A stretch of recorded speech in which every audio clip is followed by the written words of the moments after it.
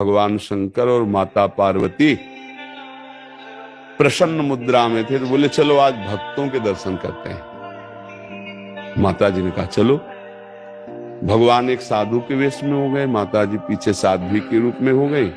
एक धनी आदमी चारपाई पे बैठा सुपारी कतर के खा रहा था, 50 गाय भैंसे सब। उससे कहा भाई 100 ग्राम दूध दे दो, हमारे ठाकुर को स्नान करवाना है। न जाने क्या क्या अशुद्ध शब्द बोल गए। पार्वती जी एकदम रुद्र दृष्टि में, हम दर्शन कराने आए भक्त के। पहले धूप का कष्ट सह ले तो छाया का सुख मिलता है, पहले आप भक्त के दर्शन करो तब तुम्हें भक्त के दर्शन कराएंगे। हटे भगवान शिव और कहा हे भगवान श्री हरि, इसके पास जितनी संपत्ति है इससे और 100 गुना इसकी बढ़ जाए।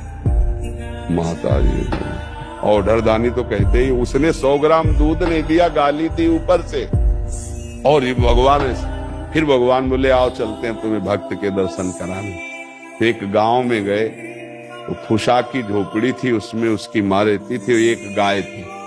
जवान आदमी गंगा जी पार्श्व में बहती थी, गंगा नहा के भजन करता, माता की सेवा के लिए मेहनत करता, और गाय जो थी 100-200 ग्राम दूध देती थी, उससे माता जी की सेवा। भगवान शिव गए भैया ठाकुर जी की सेवा के लिए 100 ग्राम दूध। तो जो देसी गाय होती है वृद्ध हो गई, आधा लीटर 500 ग्राम 1 लीटर बस, ज्यादा नहीं। अपनी जो हाँ नवीन हो तो 5-6 लीटर तक, ये 20-25 लीटर अपने देसी गायों में नहीं होता।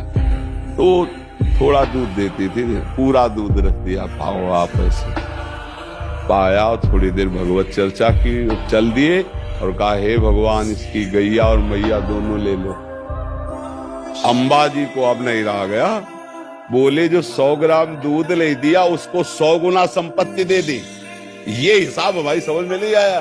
और जिसने जितना था उतना दे दिया गरीब आदमी, तो उसके दूध की जो वृत्ति आती थी वो गैया, और बात करने के लिए थी मैया, दोनों आप ऐसा बोले। यही तो समझ ठीक नहीं। समझो अभी इसका कुछ समय गैया और मैया में जाता है, अब ये अखंड भजन करके परमात्मा प्राप्ति करेगा। और वो उतने वैभव में तो अपमान संत का कर दिया, जब 100 गुना और बढ़ेगा तो महापाप करेगा, नरक जाएगा। समझ रहे? तो भगवान के विधान को हम लोग समझ नहीं पा रहे। अगर हमें भगवान नहीं दे रहे तो जरूर हम पर कृपा करें, ऐसा हमें मानना चाहिए। नाम जप करो, दूसरों की सेवा करो, तभी आप ये भक्ति का रास्ते समझ पाओगे। दूसरों से सुख लेने की भावना, भगवान को भूलकर संसार में रमना, तो आप अध्यात्म नहीं समझ पाओगे, भक्ति नहीं समझ पाओगे, तो पापाचरण बनेंगे, हृदय अशांत रहेगा, दुर्गति हो जाएगी।